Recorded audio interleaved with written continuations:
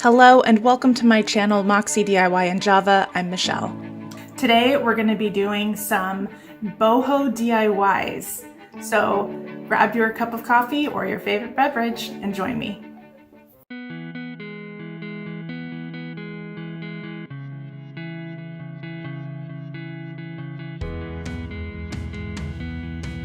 I will have the recipe for this in the description box, and you may be thinking, Michelle, it's May, why are we making ornaments?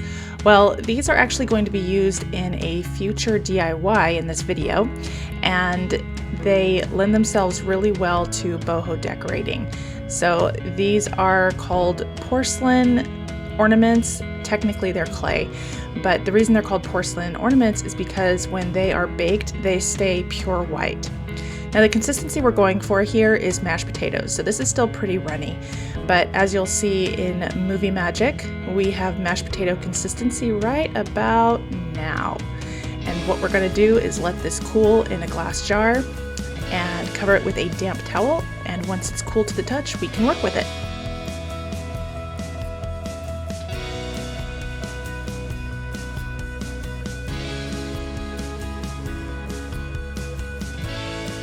The mixture has cooled for a few hours and it is now cool to the touch, and so we are going to knead it until it is smooth.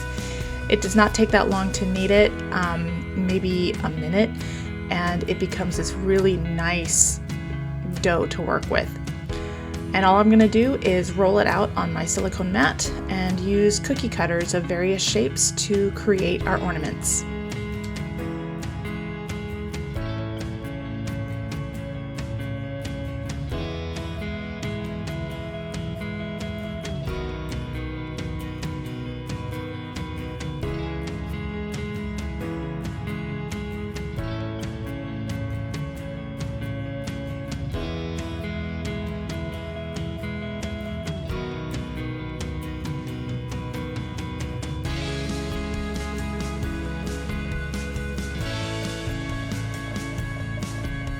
Using a skewer, I'm going to make holes in the appropriate spots, and I'm also going to transform these leaves into feathers.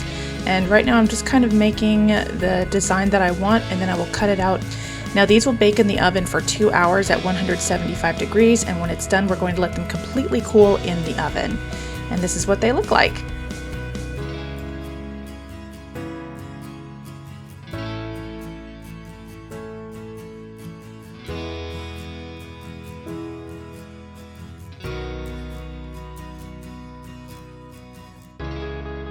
Now for this DIY, I am using a plant holder. Of course, you can use macrame cording if you have it on hand. I did not, I had this. But what we're going to do is just remove all the knots, but we're going to keep this ring because we're going to use it. Now we'll only need 2 strands, and we're going to measure them out to 14 inches.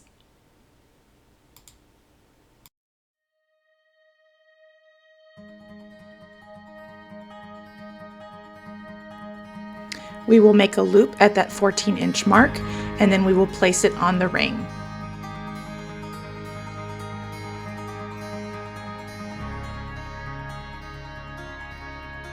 This is called a lark's head knot, and we're just going to pull the loop through the ring and then grab our working strands and then pull those through the loop. Basically, it's a slip knot.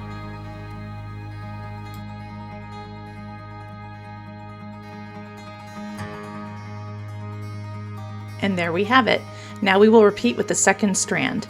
Now we want to make sure that the 2 short pieces are in the middle with the 2 longer pieces on the outsides.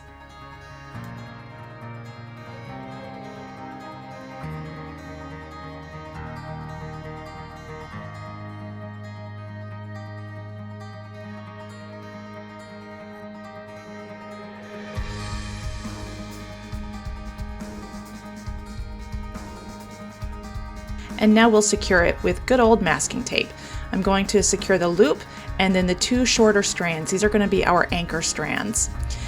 Now we're going to start with the right loop and we're going to cross it over the top of the anchor strands. Next we'll take the left strand, bring it down and over that tail of the right loop,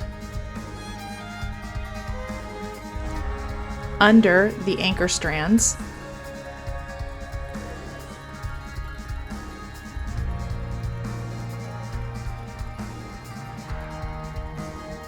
Then up and through that loop.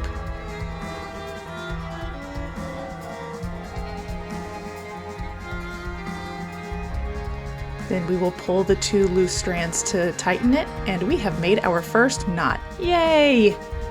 Now we'll repeat on the other side. Make a loop with that left strand and cross it over on top of the anchor strands. Pull the right strand down and over the tail of the left loop, under the anchor strands,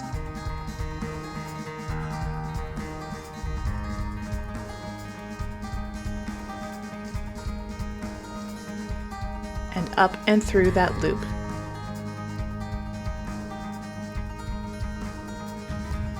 Then pull to tighten. And we will do that all the way down the anchor strands.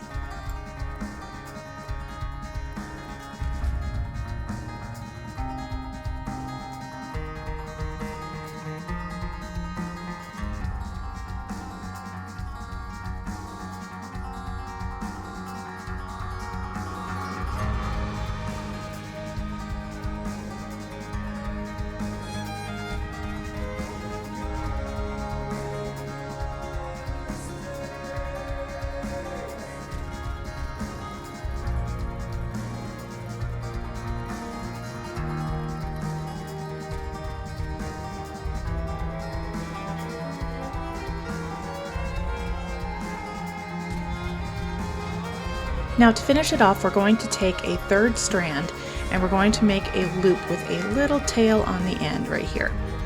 And we're going to put that loop at the top of our ring. But first we're going to fold the end of our macrame knots up to create that loop for the fob. Now we're going to put the loop on top of the fob. And I apologize that this is black on black because it's really hard to see, but I'm going to talk you through it. So keeping that loop at the top, we're going to hold it with our thumb, and we want to make sure that we always have sight of that smaller strand. We're going to wrap the larger strand around the entire key fob to create a binding for this fob.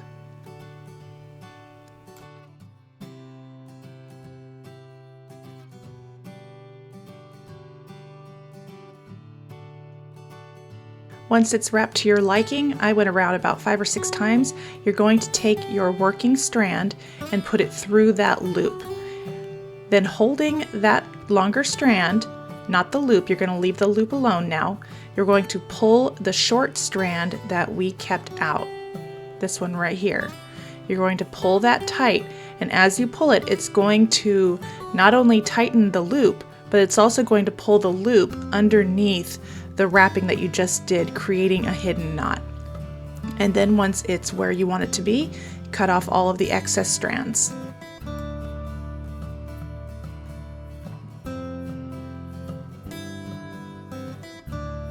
Now because my rope is synthetic, I'm going to burn the ends just to make sure that nothing comes undone. But if you are using macrame cording, it probably won't work since that's cotton. But here they are, and they make really good gifts, and I love mine.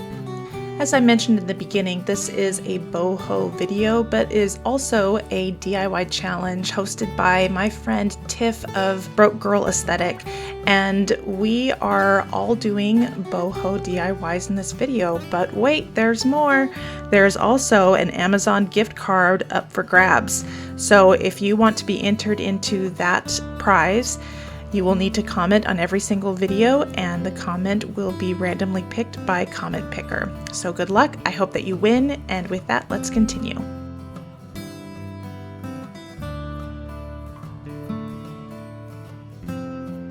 Okay, to start this DIY, we're going to take the smallest of the circles from the globe wreath that you can find at the Dollar Tree.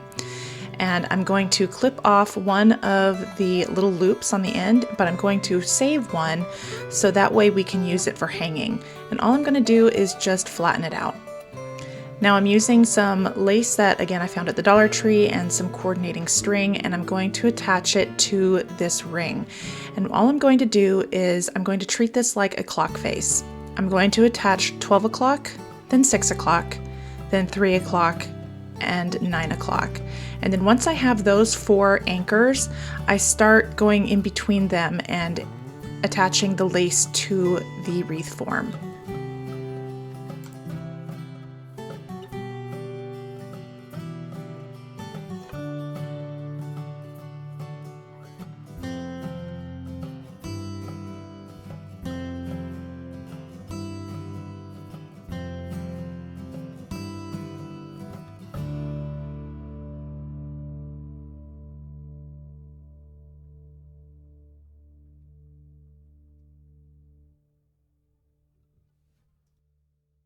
Now that it's fully attached, we're going to trim off the excess string.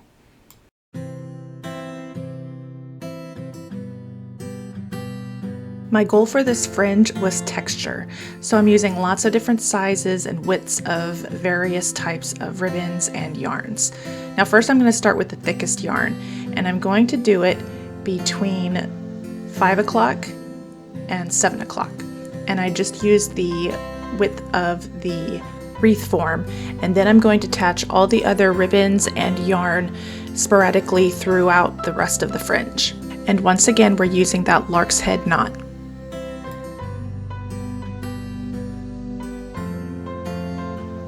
If we are meeting for the first time, I want to welcome you to my channel. I so appreciate that you are here. And if you're liking what you're seeing, I hope that you will consider liking and subscribing to my channel.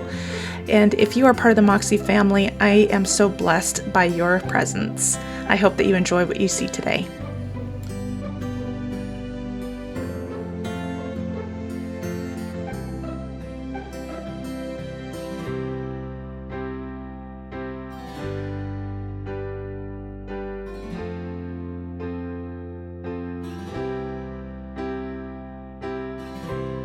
Now we're revisiting our clay ornaments, and I've attached some twine to them, and here I am just placing them at varying lengths along this fringe.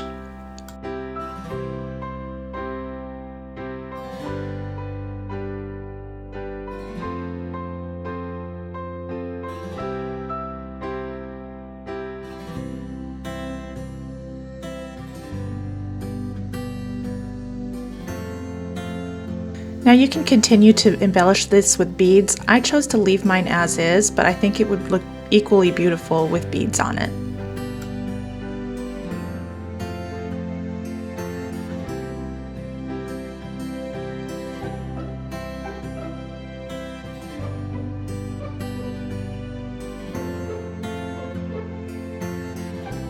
Using 2 Dollar Tree baking sheets, we're going to spray paint the top of one, leaving the other plain.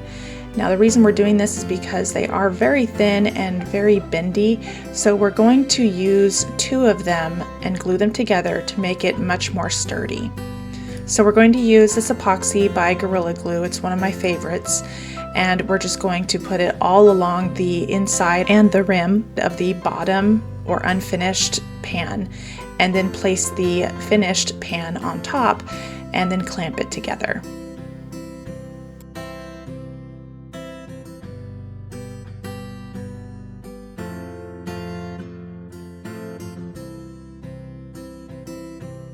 It has fully cured, and now we're going to dress up the tray. Now I loved this particular scrapbook paper. I honestly don't remember where I got it, but it was too small. So I just taped 2 pieces together, and I'm using the pan to create a form so that way I know where to cut it to get it to fit properly. Now that it's in there, I want to get rid of the corners, so we're going to use my rounder. Now to create the invisible seam, we're going to cut where the 2 papers meet, and then I'm going to remove that overlap piece. And now we will have an invisible seam. And of course, trusty Mod Podge to the rescue, we are going to put that on with a light layer.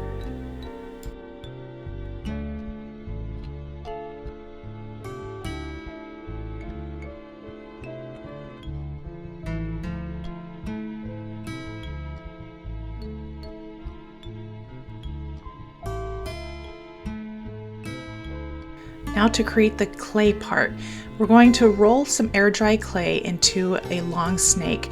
And because when it is wet, it is tacky, we're going to wet it and then put it along the seam where the two trays meet on the rim.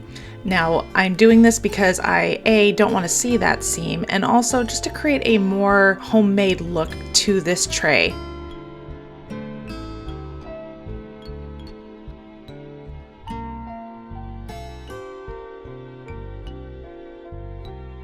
Here it is completely covered. Now I really like the organic look of the clay.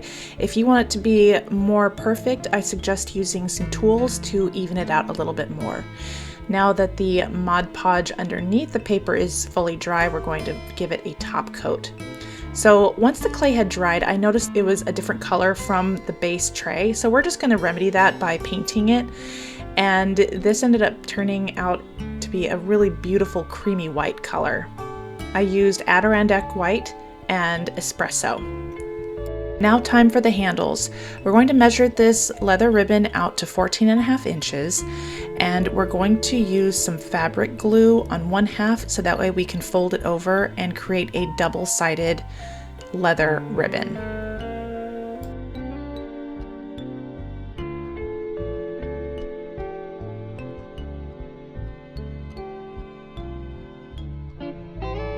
We will need to trim the ends to about a 45-degree angle.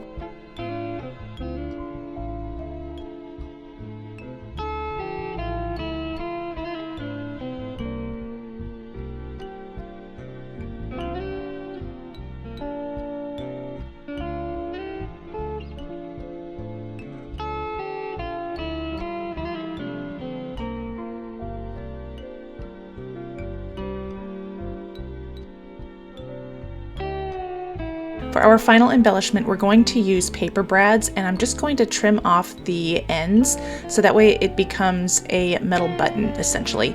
And we're just going to glue these onto the ends of the handles.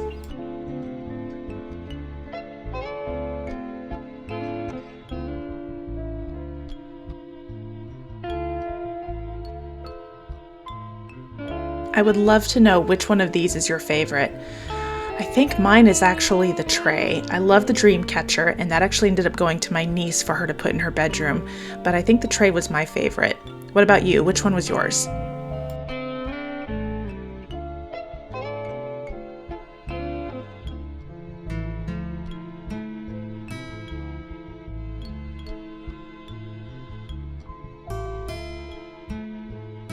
I hope that you enjoyed your time spent with me today, and I so appreciate that you were here.